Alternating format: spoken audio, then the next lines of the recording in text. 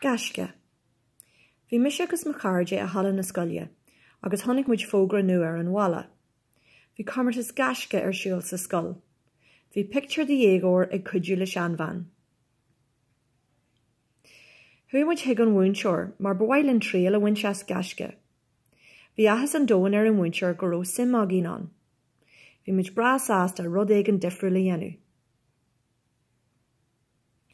Dóla muid a lán scillan na nua don comartas. Dóla mé héan scillan na nua riabhaireachta mar hampla. Rinne mo chara drámaíocht agus thug sé páirt in rám a bug. Rinne muid obair dheonach I deach do chean daoine. Chaith mé a lán ama le seanbhan agus hui mé amach ag siúil léithí go minic. Bhí si jazz cardiúil.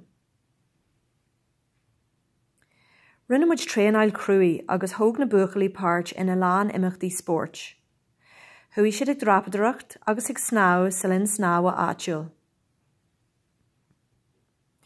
Hui muid amach le na chéile nuair a bhí an aimsir go maith, agus hatan na siúlóidí fada go mórlinn.